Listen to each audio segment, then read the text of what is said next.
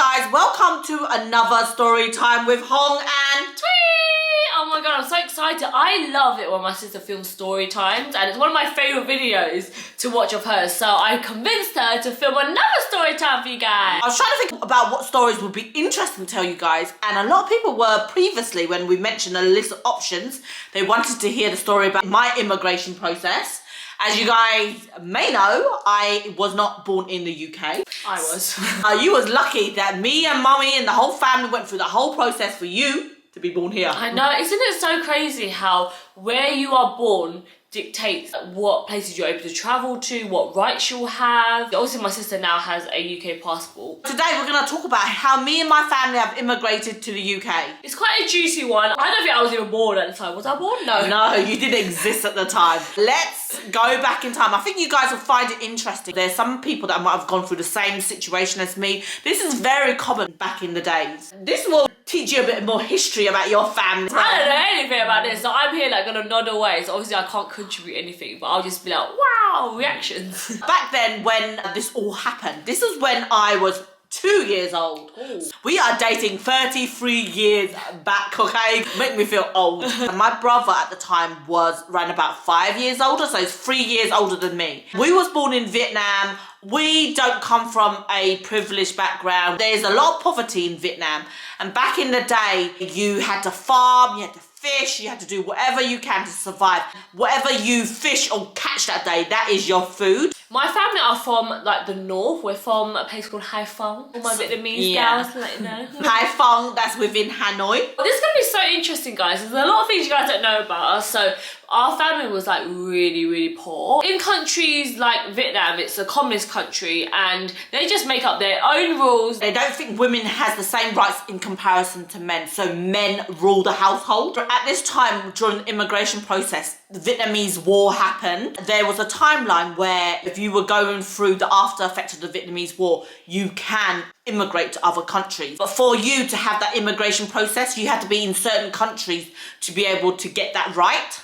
And there was also like a cut-off point. You have to get to Hong Kong before you can immigrate to another country. And my dad, he went first. He basically left my mum, me and my brother back in Vietnam, and he promised us that he will send money home to take care of us. We will have to survive in Vietnam. Obviously, when he left, my mum hoped that one day she'll see him again. He will perspire in this new life and remember us. It's so sad because it could have went either way, really, couldn't it? Like, he could have just ditched your ass. But it just sounds so crazy because now we're from like the Western kind of world now, so we're like, oh my god, you left your wife and kids. But in those situations, you're leaving in hopes to find a better life, and you're leaving for your family to find better opportunities, be a backbone to support your family at home, because there was literally no opportunities, no work whatsoever. The Vietnamese war happened, so you can imagine how poor. So my dad left around about maybe a year. My mum, she was at home by herself. She said that basically what pushed her to decide to fled. This is a life-changing decision, and there's a lot of risk involved when you decide to leave Vietnam. It's not like a plane journey where you can literally go on the plane and be safe and get there. It's an illegal process to get yourself on this boat. There's a lot of risk. There's so many people that die along the way. She said that one of the main decisions that made her decide to give this push, when my dad was here, he used to do the fishing, and that's what they used to be their catch of the day for them to survive.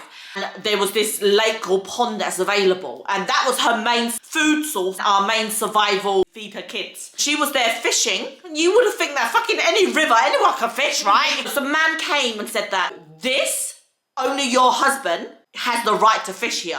You are the wife, you don't have that right. So he basically said, get the fuck out. Until your husband comes back, you ain't getting nothing. That is just so crazy, because now we live in a world where like women have the same rights and the same opportunities. We can vote, we can go out and make money and stuff. But back in the day, as a woman, all you do is just birth your kids and you're at home cooking and cleaning, and then the man goes out and like earns all the money and stuff. My mom's thinking, now I have no way of feeding my kids. My husband has gone to Hong Kong. There's no form of contact. Now you've got mobiles. Back then, letters would be really hard. It's really difficult to get in touch with someone. She was like, how am I gonna survive? When she decided to immigrate, it was after the deadline. They will only accept people if you travel before this date. Obviously, there was concerns when they made the decision for my dad to go first. There's so many people that die along the way, and having 2 kids that is really vulnerable. What if you all die? That was one of the reasons why my mum decided to stay. And, you know, obviously fear is a great, massive thing, and you got to think of your kids' safety. I can imagine how hard that decision is,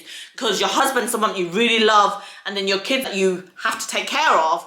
So having to balance that and making the decision, I can imagine how heartbreaking that is. It's really hard to basically sneak on this boat. One of my aunt, she worked for this organisation where they done this illegally. She said to my mum that there is this boat arriving at this time, at this location. It's basically a top secret. No one knows. Only the people that have paid to get on this boat will know the location, the time. If you just arrive at that time and get on the boat, you're safe. It was like in the middle of the night, like 2 a.m, 1 a.m. in the morning. She went to the boat because they're in a rush because there's a legal process side of things. They're not checking everyone to see if you paid or anything, if your name is in a book. If you know the location, you just get on the boat. I was so young. However, some of the memories I still remember now. I can't remember shit about my childhood, but there is something, like certain bits that I still remember. Or I can only imagine that it must be something that's quite traumatizing for me, for me to remember bits and bobs of it. Like when I was 5, 6 or 10, I can't remember jack shit. But when I was 2, I can remember certain bits. When we was on that boat, there was so much turbulence. It was raining, it was wet. There was like a blue wrapper around my body. You gotta imagine, this boat is not some high-tech boat. It's like some freaking wooden boat or something.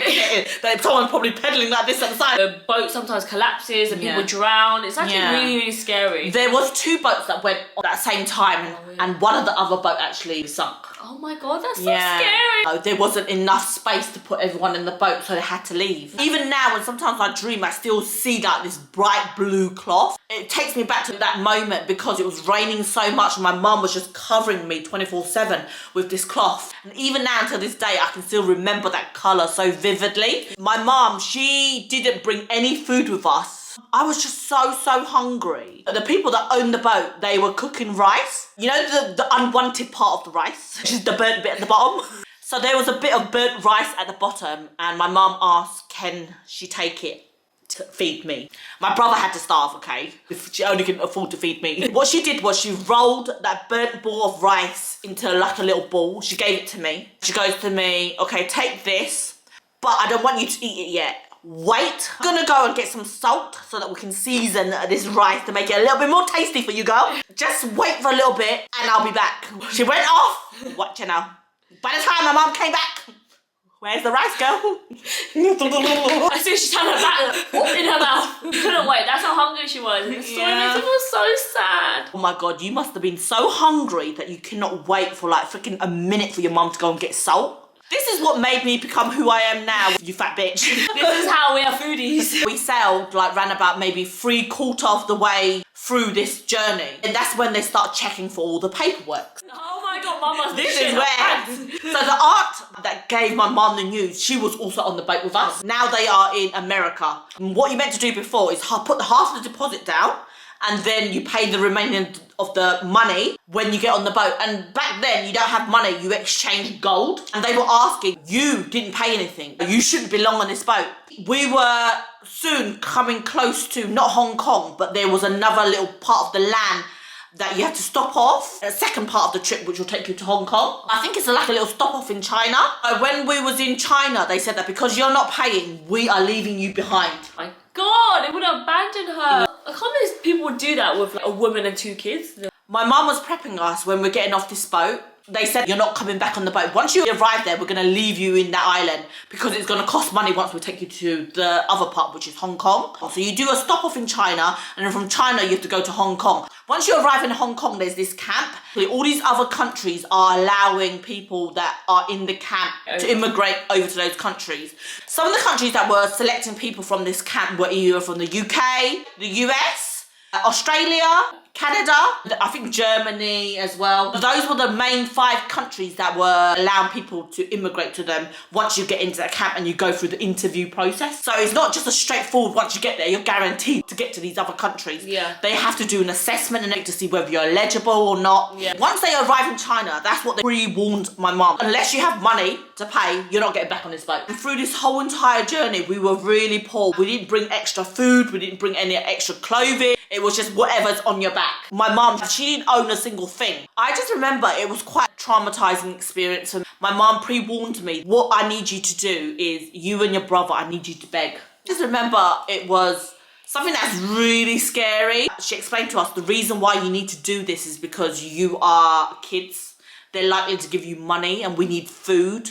We need any bit of clothing that they can give. There was like a big supermarket and like this supermarket had loads and loads of food. Like you're looking at this and how excited you are, but not knowing that you cannot afford it. You can't have it and you don't understand the reason why you can't have it. I remember it was just so sad. I was with my brother and I was just looking at him and he was just looking at this boy and this boy was on a till at like this street market and the boy just sitting there eating something called a jiao gui, which is like a fried dough, you know what you put in your chung fan. It's one of the cheapest food that you can get in China. It's like everyday snack. I was just looking at my brother and my brother was just looking at that boy and tears was just dripping down his face. That's so sad. I just felt so sad. Imagine, this is how hungry he's feeling. He know he can't have it, but he's looking at this boy and wish that he could be that lucky and have that taste. Ew, I feel so emotional. So sad.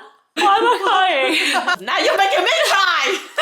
That's so sad. I can still remember it now until this day. I can't believe that I can still remember it, to be honest with you. Like 2 years old and I can remember this. We was knocking on people's door. There was such nice people. They were giving us money. Oh, wow. They were giving us like food. And that was what helped us not starve basically along the journey. I remember there was this moment that was really scary for me. I knew something was happening. Now that I'm older, when my mum explained the story to me, it all connects together. But I remember there was this woman, she was just like so into me. She kept touching me or whatever it is. She really wanted basically me. They wanted to buy me off my mum. She hasn't got a single penny and she's thinking, oh my God, this is our way out. We can get on the boat. Obviously they're offering my mum that because they know that she ain't got no money. She can't afford it. So that's why they're asking her for this. But my mum was like, no, I cannot give away my daughter. You know, even if we starve, we die together, we're gonna stick together. And now I think about it, I'm like, my mum is such a strong woman. She's done so much for us and she's sacrificed so much for us. You can imagine how terrifying it's for her,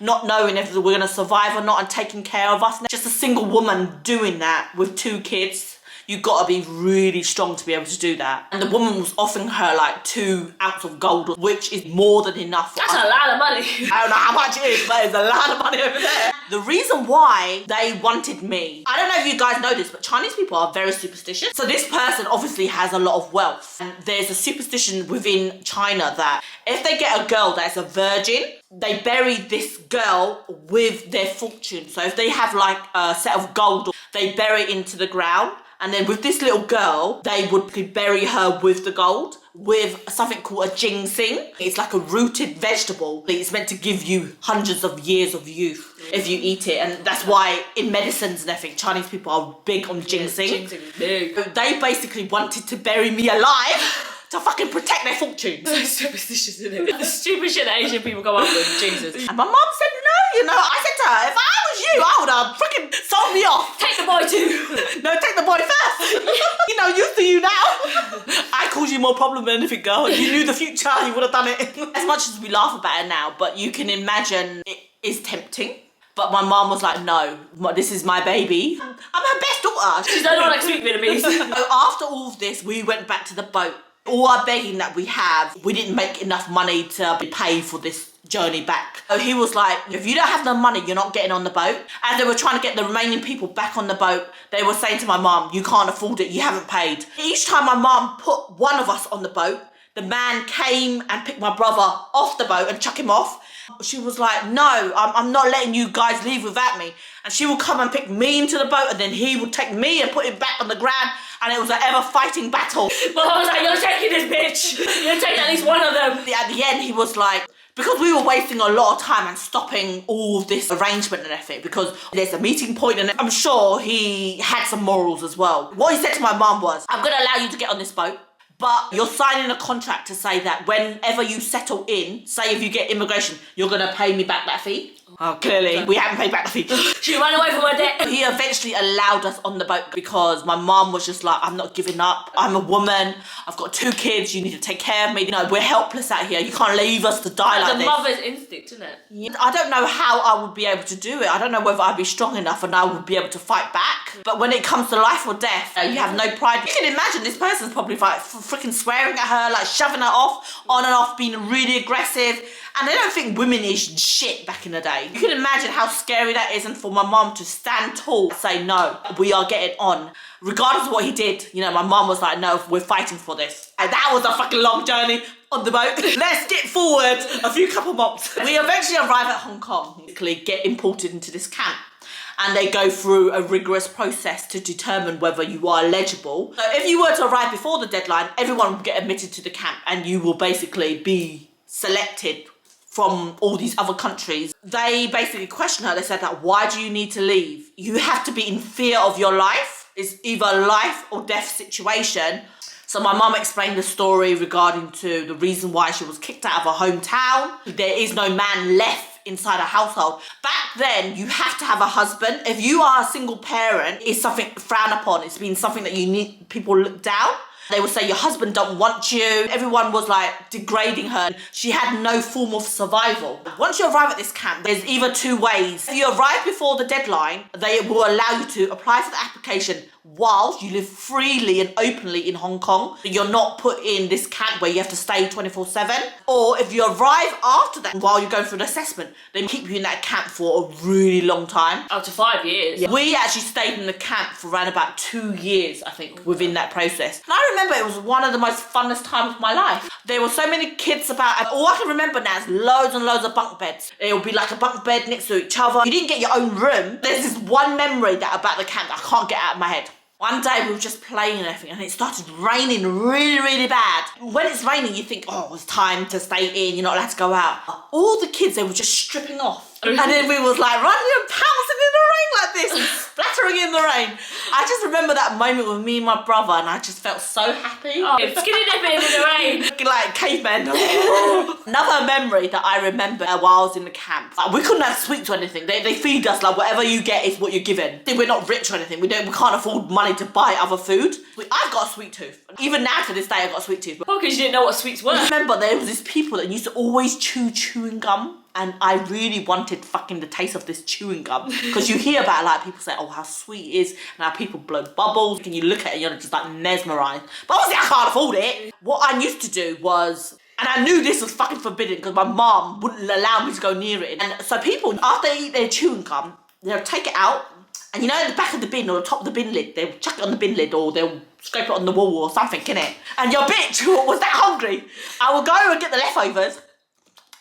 I chew it. Oh my god. And you know how I got caught? And my dumb ass started blowing bubbles in front of my mum. My mum smacked me to death. And I learned, well, I don't know if I learned my lesson because I did come back for more. I just ensure I hide it from her next time. My mum has eventually managed to get in touch with my dad. My dad has now found out that we are in this camp. How? When he called back to Vietnam, people said that my mum's left or whatever. Must have tried all the camps to see where my mum is. It's like a love story. It's so sweet. So my dad started coming to visit us. He arrived before the deadline. He was allowed to submit his application while living in outside like you are the Hong Kong citizen.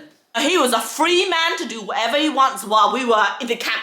If someone that's immigrated before, so they have the right to put their family on the application process. So they all go together. After 2 years or whatever in the camp, we managed to get out of the camp and live with my dad. They accepted my mom's application with my dad. I remember we were shopping one day. I went shopping with my mom, my dad and my brother. We were just in the street and then all of a sudden, someone grabbed my dad while he was holding my mom's hand. And my mom looked back and this girl said that, you cheated on me. He had another woman! Whilst my dad was a free man out there, he had a second. Typical men. Do you blame him? No, I don't blame him. Yeah, there was always this thing in your head. You're never gonna reunite with your wife. You'll only love them from afar. You'll send money and support them wherever possible. So he managed to get him a little young birdie out in Hong Kong. That's when my mum found out that he had a number 2.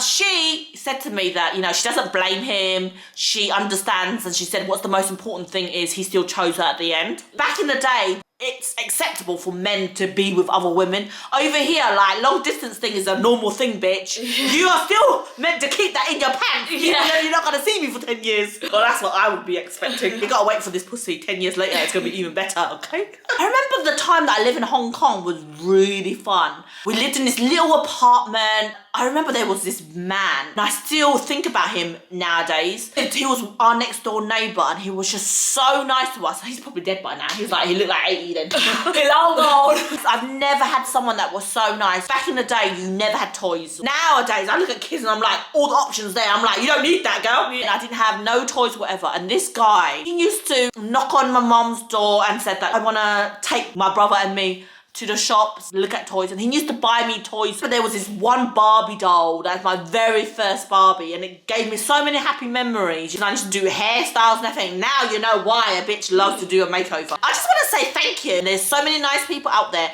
that treat you so well, and I think that he didn't have any grandchildren of his own. He was just a lonely old man living next door. For him to reach out and treat us like part of the family, it meant a lot. I only had my mum and dad. To have someone else out there that cares about you and actually make you feel loved. And I think when you're younger, you think, oh, when someone gives you a toy, they like you and you value that so much. It just shows how little that you have, and that's the reason why it's ingrained in my mind. We were out in Hong Kong for around about 1 year. In total, it was like around about 5 years that we were in Hong Kong. The UK decided that they wanted to select us and say, you are the chosen one. And that is how I arrived in the UK. And the trip to the UK was pretty nice, Yeah. We got the plane here. They gave us a little apartment to live in. I was like, oh my God, this is nice and plushy compared to what we lived in before. I feel so fortunate that we have this opportunity. I can't imagine where my life would be now if it wasn't for the UK that decided to select us. I do wish that the US selected us, We're in Australia, it's sunny. But yeah, we're so appreciative. I don't even know if I would have been born if we didn't go to the UK. We lived in this apartment, this flat, girl. It's not apartment, this flat. It's council flat. No apartment, no concierge girl. It's a flat. It's the most funnest time of my childhood. Like, all the council estate kids were around the block. A bunch of all the Vietnamese kids were in that corner. Like, my auntie, my cousins were just living like a block away, traveling to each other's houses. Not that I was allowed out much when the opportunity came to walk to school together. Even though it gave us new opportunities, it also brought more hardship once we arrived in the UK. We come here, we don't know any of the language. I was around about 8 when I arrived to the UK. I remember I was so shy and reserved, like people were trying to talk to me and I don't understand what they're saying. When you only can speak Vietnamese to your parents, and your parents are quite guarded as well, you don't have that social skills to interact with anyone. And I remember going to school, it was quite a lonely process for me. And I remember just feeling scared of everyone, and everyone tried to talk to me, and I just didn't know what to say, didn't know what to do. There was 2 phases to primary school, so there was like an infant school and then there was a junior school. So I was alone in the infant school, and then eventually I had to move to the junior school. And I was so excited because my brother was in a junior school. I was trying to make friends, like people were talking to me, and obviously like I didn't know what to say, so I'm just smiling, innit? Pretending to nod and understood what they're saying. I remember this guy, they were being nice to me. I thought that they were being nice to me, and they said to me, they kept asking me, what's your birthday? What's your birthday? I don't know why the fuck I did this. I pretended I know what the birthday meant. And I said some random shit, because they all burst out laughing at me. And then they said, you don't know what your birthday is? How embarrassing. That's so funny. I never ever celebrated a birthday in my whole entire life. And it was something Vietnamese community. You're like, you're born the day you're born and you're lucky you're alive. Now, even nowadays, I don't really celebrate my birthday because it was never ingrained in me to make a big celebration, make a big hoo-ha out of it. I think that's quite sad, This is the day that you were born, came into this life. It's a time to celebrate. And every day is a normal day. Make it one day that God gave you life. It was a guy that I really fancy as well. He was on to the piss at you. Like, stab you in the heart. It was a tough time when I was growing up over here. And there's also this background where, especially my dad, he feels like he has to support the whole family back in Vietnam. So there's always this argument between my parents. So my dad, every penny that we made, he wanted to send home. And my mum was like, no, we settle down ourselves first before we can offer all this to the family at home. He was the only boy of the family that went off. Yeah. My aunt also came as well, but you know, in Asian culture, boys are held on a pedestal, like the be all and end all. They all want boys. My dad always had the pressure of like he had to send money back home to Vietnam because obviously everyone is struggling over there. But then we was also struggling here in the UK. It's a lot of argument, and then she plotted along. My mum actually had a coil when I popped out, so I wasn't even meant to be here. Well, she had 2 coils and both of them popped. Her and the younger one. 3 times, girl, that means your pussy's loose.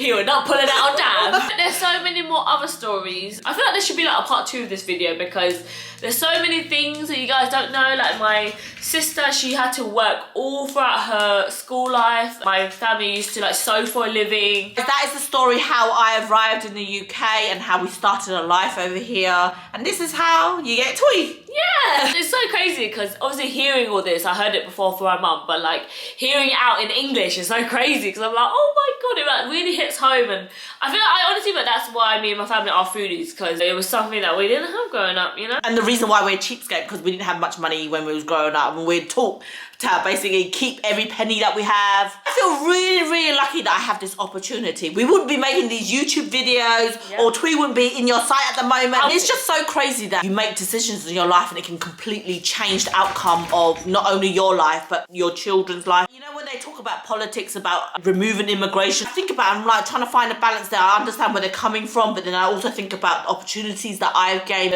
Everyone wants to strive to have a better life. Can I blame them for wanting to do that? Because my family came from the same background. I am conflicted when it comes to immigration laws. A whole nother worm, you know, when like Brexit happened, also with the Asian hate, like such a crazy time. But we wanted to share this story with you guys because I feel like you guys should get to know us a bit more. There's so much you guys don't know, so much when it comes to like family. There's a lot of domestic abuse, a lot of violence. I really want to continue on the stories, but girl, I'm just looking at the camera. It's 48 minutes. I'm like, girl can talk. And let us know if you guys want us to film a part 2. There's so much more juicy stories that we'd love to share with you guys. Let us know if you guys have ever had anything like this. Hopefully this will teach you guys to appreciate your parents. Appreciate what you have in life, because whenever I feel sad and I feel like, oh, I'm not doing well with myself and I feel down about myself, I just think how lucky I am to be here on this earth, to be able to have my health, to be able to breathe, to be able to have all these opportunities, because people would give their life for the life that I have. Yeah. Just have a roof over your head, food in the fridge. That means that you're so much more well off than other people. And to have